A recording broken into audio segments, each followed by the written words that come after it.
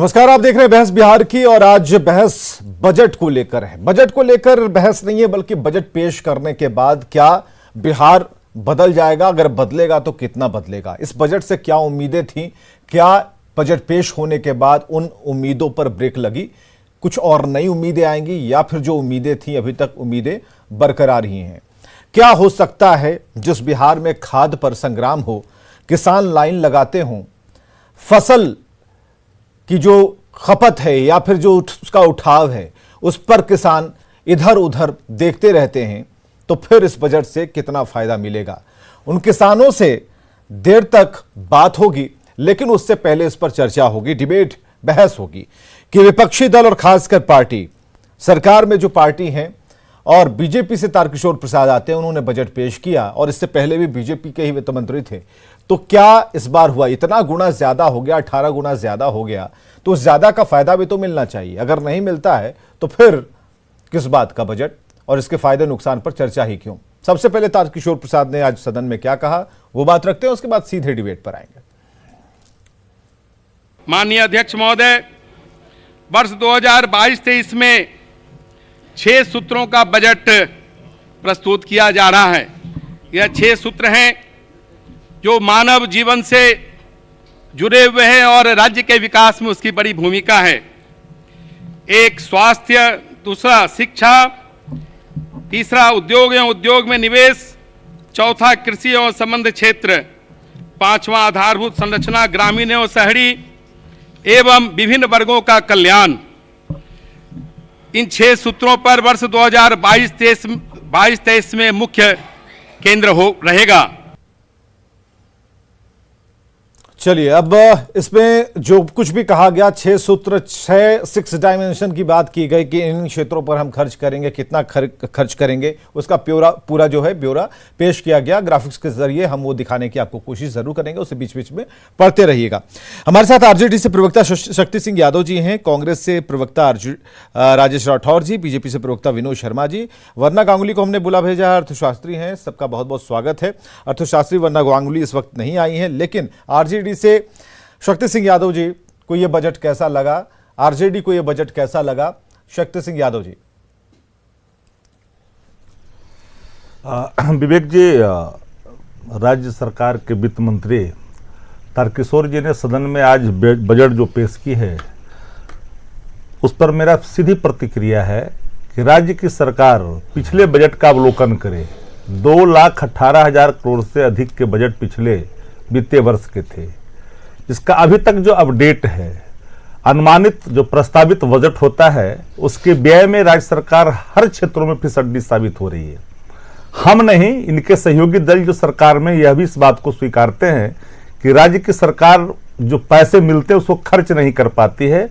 उसमें drinking water से लेकर के कई ऐसी योजना है जिस पे सवाल खड़े हुए थे। लेकिन 6 सूत्र की बात की गई है पूरे बजट में, लेकिन मुझे जो उम्मीद थी, धक्का लगा, जिसकी बात हम लगातार करते रहे हैं कि आखिर डेवलपमेंट फॉर होम, विकास किसके लिए, विकास का पैमाना क्या, वो वर्ग जो सदियों से उपेक्षित है शैक्षणिक, आर्थिक, सामाजिक रूप से, उसको सशक्त करने की कार्य योजना इस बजट में कहीं से दिखाई इसलिए नहीं पड़ी कि राज्य की सरकार ने बजट में जाति जनगणना कराने की बात नहीं कही है और उसके लिए कोई बजट एलोकेशन अलग से नहीं किया, बजट में प्रावधान भी निहित नहीं किए हैं। शिक्षा के क्षेत्र में आप जानते हैं कि आधारभूत संरचना पर जोर दी गई, लेकिन क्वालिटी एजुकेशन पर राज्य सरकार का कहीं फोकस, एक शब्द भी वित्त मंत्री जी के मुखार बिंदु से खुल करके नहीं आया। आधारभूत संरचना जिसकी चर्चा संजय जायसवाल जी ने कहा था कि गैर जरूरी जो आधारभूत संरचना है उसके नाम पर जो पैसे लूट होती है, उसकी चर्चा स्वयं भाजपा के प्रदेश अध्यक्ष ने भी की थी। कृषि का क्षेत्र जहां किसान खाद के लिए लाले पड़ते हैं, जो लाइन में लगते हैं, इसे मानो कि किस तरह से लोग जान गंवाने के लिए तैयार रहते हैं। और किसान जो अर्थव्यवस्था का रीढ़ है, वो आज भारत निर्यात के क्षेत्रों में जो चावल है वो निर्यात में एक अपनी एक पहचान रखी है। वो किसानों की मेहनत है, सरकार की मेहनत नहीं। सरकार ने तो उनको समय पर खाद भी मुहैया नहीं कराई, किसी प्रकार की सुविधा मुहैया नहीं कराई। सवाल है कि शिक्षा के क्षेत्र में, स्वास्थ्य के क्षेत्र में, तो स्वास्थ्य जो तबेले में तब्दील है, जो आज कोविड के समय में सारी सरकार की जो व्यवस्था है वो खुल करके सामने आई। जैसे बजट में जो डेवलपमेंट की बात है, समाज कल्याण की बात की, आधारभूत संरचना की बात की, और एक बड़ा फोकस जो प्रतिदिन मैं टेलीविजन स्क्रीन पर एक माननीय मंत्री को दिखता हूं, वो है उद्योग और निवेश के लिए मात्र 1600 करोड़ से अधिक की राशि का प्रावधान किया गया है। उसमें भी अब हम उद्यमी की बात करते हैं, हम उनको अथी बांटने की बात करते हैं, गाड़ियां देने की बात करते हैं, तो उद्यमियों के सवाल पर अगर हम काम करते हैं तो निवेश कैसे, निवेशक आएंगे कैसे, कौन से इंडस्ट्रीज, कौन सा ऐसा उद्योग राज्य के अंदर में प्रोत्साहन के लिए अपने योजना में कोई आपका विजन नहीं दिखाई पड़ा। लब्बो लबाब ये बजट को अगर हम बढ़िया से देखते हैं, चाहे शिक्षा का सवाल हो, स्वास्थ्य का सवाल हो, या उद्योग और कृषि का सवाल हो, आधारभूत संरचना का सवाल हो, लेकिन एक सवाल और है जो ग्रामीण और शहरी जो सुविधा की बात, समाज कल्याण की बात जो वित्त मंत्री जी ने किया है अपने उद्बोधन में, बजट भाषण में। इसलिए मैं कहना चाहता हूं कि एक बड़ा मकबरा जो भ्रष्टाचार का खुल करके सामने आया है, जो सीए जी ने आपत्ति दर्ज की है, जो चाहे वो 7 निश्चय में आप खास करके हर घर नल का जल जो भ्रष्टाचार की भीड़ चढ़ी है, और कहने को तो हम लोग आच्छादित की बात करते हैं कि हमने लगभग अपना आच्छादित करके लोगों को घर तक पहुंचा दिया, लेकिन वास्तविक स्थिति क्या है? भ्रष्टाचार का वो अड्डा एक कायम हुआ जिसके चलते सीए जी ने भी आपत्ति राज्य की सरकार के क्रियाकलाप पर किया। 2 लाख करोड़ का बजट का अभी तक 2 लाख करोड़ का पैसा का अत्ता पत्ता नहीं है, हिसाब नहीं है राज्य के सरकार के पास। इसलिए पूरी बजट कहीं ना कहीं एक तरह से लोगों को भरमाने के झुनझुन्ना में मैं कह सकता हूं। चलिए, झुनझुन्ना बिहार में झुनझुन्ना कहते हैं, झुनझुन्ना थमा दिया गया है। क्या कहेंगे विनोद शर्मा जी? तारकिशोर बाबू ने जो बजट पेश किया और उसमें 2-3 बातें जो 4-5 पॉइंट शक्ति सिंह यादव जी ने कोट की हैं कि सही से पैसे खर्च नहीं कर पाती सरकार, जातीय जनगणना को लेकर आवाज बुलंद हो रही है लेकिन बजट का कोई प्रावधान नहीं, क्वालिटी एजुकेशन पर कोई ख्याल नहीं, खाद पर कोई बात नहीं, फसलों के उठाव पर कोई बात नहीं, स्वास्थ्य को लेकर कोई प्लान नहीं कि आगे हम क्या करेंगे, जब आग लगेगी तो कुआं खोदेंगे, ऐसी स्थिति होगी। क्योंकि जब कोरोना आया तब हमने देखा कि ऑक्सीजन के सिलेंडर बनाए जा रहे थे, लगाए जा रहे थे। क्या कहना होगा विनोद शर्मा जी? 4-5 सवाल एक साथ। विवेक जी, सबसे पहले हम अपने वित्त मंत्री तारकिशोर जी को बधाई देंगे, मुख्यमंत्री जी को बधाई देंगे कि इन्होंने किसानों और युवाओं के लिए बजट, खास करके सब आत्मनिर्भर बिहार का बजट पेश किया है, और निश्चित रूप से इससे हर तबके को फायदा होगा और उसमें सारी व्यवस्थाएं उपलब्ध है। हमारे साथी को नजर नहीं आ रहा है कि सबसे अधिक शिक्षा पर 39,000 करोड़ खर्च किए जाएंगे, जिसमें सारी तरह की शिक्षा का प्रावधान है। उसमें बच्चों को पढ़ने से लेकर कॉलेज पीएचडी तक का है, उसमें अनुसंधान तक की व्यवस्था की गई है। और निश्चित रूप से कृषि के क्षेत्र में 29,000 करोड़ के व्यवस्था किए गए, जो किसानों के बीच में खर्च होंगे, किसानों की मजबूती के लिए, गांवों की मजबूती के लिए होंगे। स्वास्थ्य में 16,000 करोड़ रुपए सबसे ज्यादा खर्च होंगे। तो निश्चित रूप से पैसे केवल हवा में नहीं बहते हैं और केवल बजट में नहीं होते हैं। ठीक है, ये कहते हैं कि पैसा खर्च नहीं हुआ, मैं मानता हूं कि पूरे पैसे नहीं खर्च हो पाए थे, क्योंकि कोरोना काल के कारण पूरा देश और विश्व प्रभावित था और राज्य भी प्रभावित हुआ है। और निश्चित रूप से मुख्यमंत्री ने हमेशा इसकी मॉनिटरिंग कर करके निर्देश दिया है, अधिक से अधिक काम हुए हैं उसके बाद भी। और निश्चित रूप से बिहार विकसित राज्यों की श्रेणी में है। इतने बुरी परिस्थिति में पूरे विश्व माइनस में जा रहा था, उसके बाद भी हमारा ग्रोथ रेट आगे रहा है, और अभी भी 9.7% विकास दर हमारा होगा आने वाले साल में। और निश्चित रूप से इसमें सभी वर्गों का ख्याल रखा गया है। इथेनॉल की 151 कंपनियां शुरू हो जाएगी 1 वर्ष के अंदर में, और इससे लाखों लोगों को रोजगार मिलेगा। 33 कंपनियां बनकर तैयार है करीब करीब, जिसका उद्घाटन शुरू हो चुका है। और निश्चित रूप से 700 करोड़ दिए जाएंगे बच्चों को पढ़ने के लिए, उनको बैंकों के माध्यम से दिए जाएंगे। 1000 करोड़ मुफ्त में बिना ब्याज के ऋण दिए जाएंगे, जिससे छोटे छोटे उद्योगों को बढ़ावा मिलेगा। विनोद शर्मा जी, विनोद शर्मा जी, चलिए ठीक है, वो सारी बातें जो हैं वो स्क्रीन पर चल रही हैं, हमें जरा इतना समझा दीजिए। दिल्ली में सरकारी स्कूलों में पढ़ाने के लिए अपने बच्चों को माँ बाप लालायित रहते हैं, लेकिन एडमिशन नहीं हो पाता सरकारी स्कूलों में। आप लोग बना नहीं पाए, शिक्षा पर इतनी राशि खर्च कर रहे हैं, इतना कर रहे हैं, प्रोजेक्टर से पढ़ाएंगे, इससे पढ़ाएंगे, उससे पढ़ाएंगे, जनरेटर तो दे नहीं पा रहे हैं, तो फिर कैसे आप बजट का अवलोकन कर रहे हैं, क्या देख रहे हैं? ग्राउंड रियलिटी पर बात कीजिए ना, कि हम मकबरा बना देंगे, सही में बहुत बड़ा किला बना देंगे, क्या कहाँ बनाएंगे, कागज पर बनाएंगे? ऐसी बात नहीं है कि चलिए हम आप ही को कहते हैं, अगर ऐसी बात नहीं है तो आप हमको 10 स्कूल बता दीजिए, उसका पता बता दीजिए, हम अपने रिपोर्टर को कह देंगे वहां जा करके फोटो खींच कर ले आएंगे। बताइए 10 कोई ऐसा मॉडल स्कूल आपने बनाया हो जहां इच्छा हो कि हमारे बच्चे पढ़े। सभी स्कूलों की मैं बात, मॉडल हो सकता है, बिल्डिंग अच्छे हो सकते हैं, लेकिन ऐसा नहीं कि लोग ललायत हैं। दिल्ली में एक से एक प्राइवेट स्कूल है और अभी भी वहां लाइन लगी। नहीं, आपके सरकारी स्कूलों को क्या हो गया? सवाल तो यही है, जब शिक्षा की बात करेंगे तो सरकारी स्कूल, स्वास्थ्य की बात करेंगे आपका सरकारी अस्पताल। देखिए सुनिए आप, मैं इस वक्त तेलंगाना हैदराबाद में हूँ। सुनिए शर्मा जी, सुनिए, अभी तेलंगाना हैदराबाद में मैं हूँ।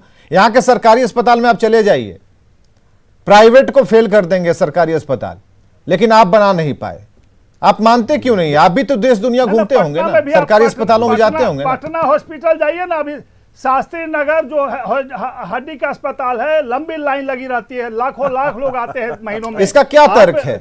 इसकी फैसिलिटीज को लेकर क्या तर्क है? अगर लंबी लाइन है यानी आपकी व्यवस्था नहीं है। आपने अगर सिंगल विंडो पर काम करना शुरू कर दिया तो वहां पर कतारें तो लगेंगी ना, 1001 मील तक कतारें लगेंगी। व्यवस्थाएं चरमराती है, दबाव के कारण विवेक जी व्यवस्थाएं कम पड़ जाती हैं, लेकिन आबादी इतनी है। जब आपको पता है कि दबाव आज से नहीं है तो फिर इंतजाम क्या हुए? नहीं, इंतजाम हो रहा है, लगातार विकास किया जा रहा है। उसमें हॉस्पिटल देखिए, गांव देखिए, ये आंकड़ों वाला खेल मत, ये आंकड़ों वाला ये मत समझाइए। ये आंकड़ों वाला नहीं। हाँ, शक्ति सिंह यादव जी को लाइए जरा शर्मा जी के साथ। नहीं तो ठीक है ना, विपक्ष पूछ लेगा। ठीक है, ठीक है, बहालियां हो रही हैं लगातार, ऐसा नहीं है। अस्पताल कहाँ बन गया बिहार में? भाई बन गया, आप चलिए ना, घूमिए ना, एक गांव का, हमारे गांव में आइए, यहीं पर पंचायतों पर तो हम सुनते हैं और जानते हैं और देखते हैं कि एक प्रावधान था उप स्वास्थ्य केंद्र का, जहां तवेले में तब्दील है। गाँव में अस्पताल कहाँ बन गया? शुरुआत हो जो उप स्वास्थ्य केंद्र है तवेले में तब्दील है। रोजगार के मामले में कोई बजट में चर्चा नहीं। रोजगार कहाँ से देंगे? 19 लाख रोजगार की बात की आपने। आपने कैसे बजट सर्वांगीण विकास के रोजगार नहीं पैदा हो रहा है। एजुकेशन की चर्चा है ही नहीं। एक मॉडल स्कूल इस राज्य के अंदर में सरकारी 40,000 करोड़ गर्व के साथ कि बिहार में एक सरकारी विद्यालय है जहाँ अपने बच्चों को हम पढ़ाने के लिए जाए। यह स्थिति बिहार के अंदर में नहीं है। स्वास्थ्य महकमा की पूरी पोल खुल गई। अपना लाइन लगते रह गए राज्य के अंदर में, खाद के लिए किलते होती रही। राज्य सरकार कबूलती रही, हमारा राय आ रहा है, पूरे बिहार नहीं पहुंची, लाठियां चली प्रशासन के द्वारा। उस राज्य में लगातार मेहनत की बात हो रही है। ये किस तरह की चर्चा कर रहे हैं? चर्चा सही, चर्चा कम आप या तो कोई चीज का अवलोकन करिए।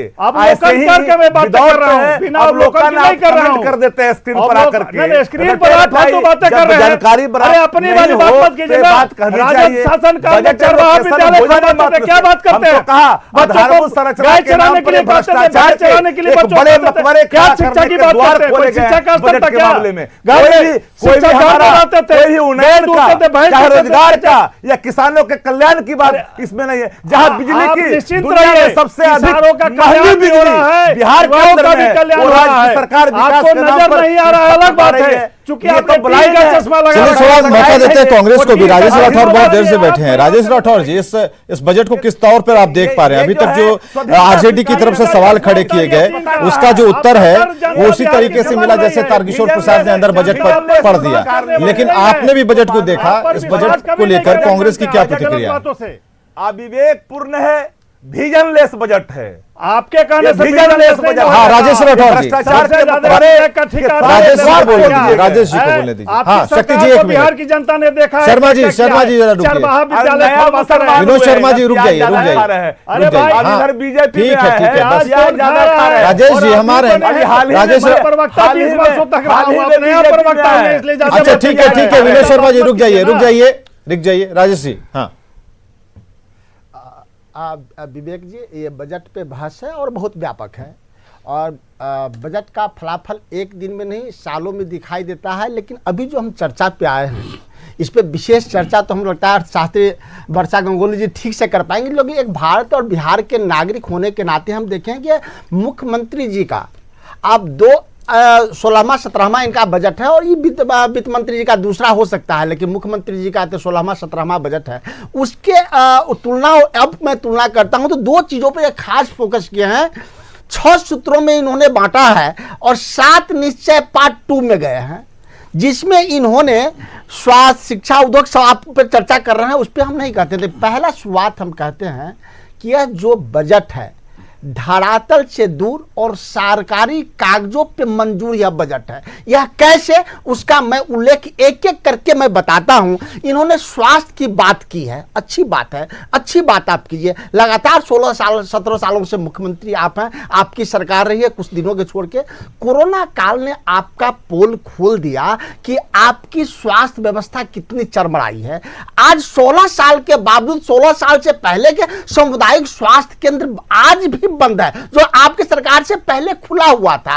आज भी हॉस्पिटल में इक्विपमेंट से लेकर तमाम वो सुविधाएं जो होनी चाहिए थे वो नहीं है, जब ये सबसे मूलभूत सुविधा है कि सबसे पहले सुविधा होनी चाहिए। आज पटना में कोई हॉस्पिटल, आप बिहार का, आप ठीक ही नहीं कहा, आप तेलंगाना की बात क्या है, हम वो उदाहरण कभी देंगे अपने मामा की इलाज की। बिहार में आज कोई हॉस्पिटल नहीं है जहां इमरजेंसी में पेशेंट पहुंचे और उसको आसानी से एडमिशन मिल जाए।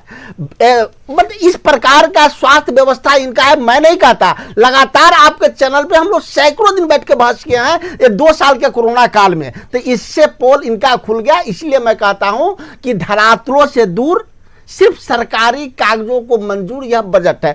दूसरा इन्होंने शिक्षा पे की है, बड़ा अच्छा लगता है शिक्षा बोलना। नीतीश कुमार से इतने अच्छे हमारे मुख्यमंत्री हैं कि 17 साल से मुख्यमंत्री हैं और 3.5 लाख शिक्षकों का पद खाली है, तब जबकि अस्थायी शिक्षक की बहाली इन्होंने नहीं की है। इतना मूलभूत सुविधा दिया है इन्होंने विद्यालय को, जिसका मैं उदाहरण देना चाहता हूं कि आज से ठीक 27-28 दिन पहले एक अखबार में संजय सिंह मंत्री का सैटेलाइट वाला फोटो छपा था, ये उसी अखबार में, जब उस सैटेलाइट से बिहार कितना जगमगा रहा है वो दिखा रहा है। और उसी अखबार में मैट्रिक का परीक्षा हो रहा है और चंपारण जिला में पुलिस के गाड़ी के हेडलाइट, मोटरसाइकिल के हेडलाइट और ट्रैक्टर के हेडलाइट से वो बच्चे एग्जाम दे रहे हैं। इनका यह शिक्षा व्यवस्था है। उद्योग पे तो चर्चा क्या करना है, 1600 करोड़ रुपया दिया गया है, अच्छी बात है। लगातार 1 साल से उद्योग मंत्री जी कह रहे हैं, शाहनवाज हुसैन जी केंद्र में भी मंत्री रहे हैं, अच्छे पदों पे रहे हैं। उनका जितना अखबार में विज्ञापन है, जितना उनके बंडी का चर्चा है, हमको लगता है उतरेगा 1600 करोड़ में हो ही नहीं पाएगा। वो सिर्फ मात्र विज्ञापन का है। अगर उद्योग है तो आरजेडी कार्यकाल का, कांग्रेस कार्यकाल का चीनी मिल, सीतामढ़ी का रीगा चीनी मिल, चंपारण का चीनी मिल, अनेक चीनी मिल इस मुख्यमंत्री जी के कार्यकाल में कैसे बंद हो गया? ये कैसी बात करते हैं? और लगातार शाहनवाज हुसैन जी कह रहे हैं निवेश लाएंगे, निवेश लाएंगे, देश भर में घूमते हैं, बिहार में बड़ा बड़ा अखबार में छपते हैं। इनके मुख्यमंत्री 16 साल में नहीं ला पाए, ये कैसे ला पाएंगे मुझे नहीं पता। तो इससे स्पष्ट है, मैं कह रहा हूं कि कागजों, धरातल से दूर और सरकारी कागजों को मंजूर यह बजट है। बात रख दी, वरना गांगुली अर्थशास्त्री हमारे साथ नहीं बात नहीं रखे, हम वहां नीचे पे आते हैं, 7 नीचे पे आते हैं, मैं 7 नीचे पे चला हूं। समय भी राजेश जी जरा देखिए, जदयू भी गुस्सा। अरे तो बोलना ही नहीं तो क्यों बुलाते हैं आप? 7 नीचे पार्ट 2 पे मैं चला जाता हूँ, बुलाते 7, अब बाकी छोड़ रहा हूँ, 7 नीचे पे जा रहा हूँ। लपेटिए इसको। आप ही के चैनल पे आज आपके देख रहा था, ओडीएफ में 3367 शहरी वार्ड ओडीएफ हो गया है और 182 नगर निकाय, 142 निकाय, नगर निकाय। एक दिन आपके चैनल पर मैं था जब सीतामढ़ी जिला को वहां के तत्कालीन डीएम, आज यहाँ कहीं सचिव हैं, और सीतामढ़ी को ओडीएफ कर दिए थे। तब न्यूज 18 को मैं धन्यवाद देता हूं कि सरकार के पोल खोला था कि सिर्फ कागजों पे वो ओडीएफ था, धरातल पे नहीं था। मैं डिस्कशन किया था और आपके यहाँ विशेष बुलेटिन नहीं, विशेष कार्यक्रम इस पे चला था। इसीलिए मैं कह रहा हूं कि धरातल से दूर, सिर्फ सरकारी कागजों का मंजूर यह बजट है, इसमें कहां कोई दिक्कत है? अब बोलने ही के लिए नहीं कहते, लेकिन इनका हम बखिया उधारने के लिए नहीं है, हम इनको आंख खोलने के लिए हैं कि आप 16-17 सालों से मुख्यमंत्री हैं, आंख में धूल मत झोंपिए। ओडीएफ की बात कर, पटना में मंगल पांडे जी के घर के सामने झुग्गी झोपड़ी है, जहां नितिन नवीन भी एक मंत्री हैं, वहां आप जाएंगे शाम में, मुझे कहने में कोई दिक्कत नहीं है। वहां झुग्गी झोपड़ी में रहने वाले महिलाएं किस प्रकार से शौच के लिए निकलती है, आपकी आंखें झुक जाएंगी। जहां से मुख्यमंत्री का घर 500 मीटर पे है, ये ओडीएफ की बात करते हैं। पटना में किस झुग्गी झोपड़ी के सामने सरकारी शौचालय ठीक से है, काम कर रहा है?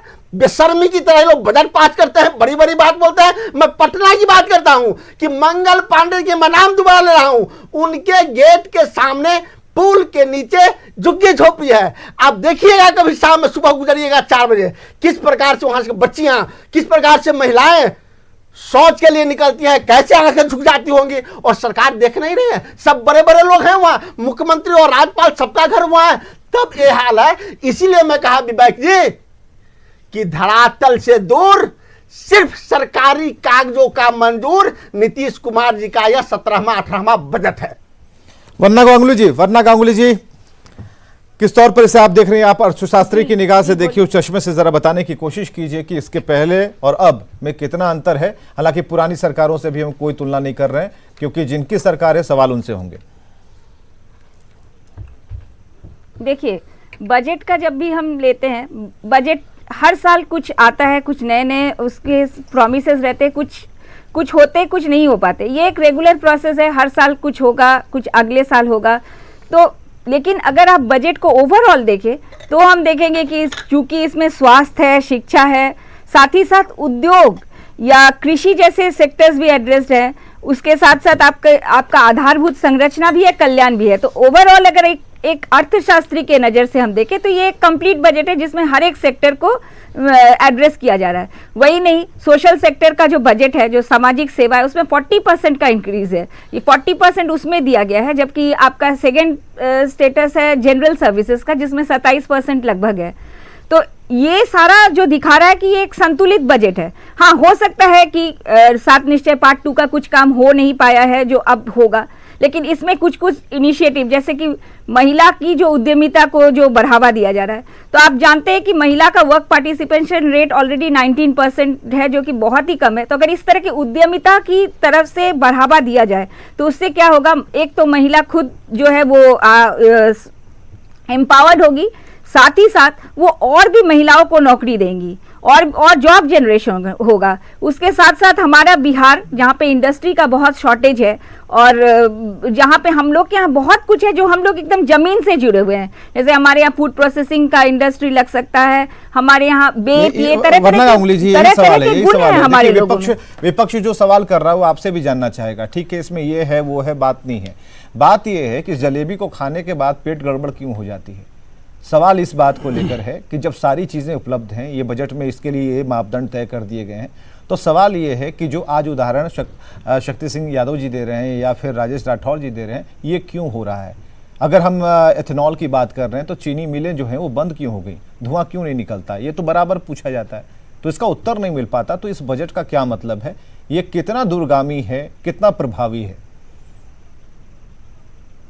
देखिए, कोई काम तभी हो सकता है जब उसके लिए कोई इनिशिएशन होगा। तो बजट एक ये प्रोसेस है जिसमें इनिशिएशन हुआ है कि ये स्कीम है, यहाँ पे आपका एथेनॉल एड्रेस हो रहा है, यहाँ पे वुमेन एंटरप्रेन्योरशिप एड्रेस हो रहा है, यूथ का जॉब का एंटरप्रेन्योरशिप का एड्रेस हो रहा है। लेकिन अब इसको धरातल में जान लाने के लिए यहाँ पे एक जो मिसिंग लिंक है वो है क्रियान्वयन का। वो बहुत जरूरी है कि बजट बना, लेकिन बजट में पैसा एलोकेट हुआ, लेकिन वो पैसा सही में सही लोगों तक पहुंचा कि नहीं और किस तरह से पहुंचा, ये भी देखना जरूरी है।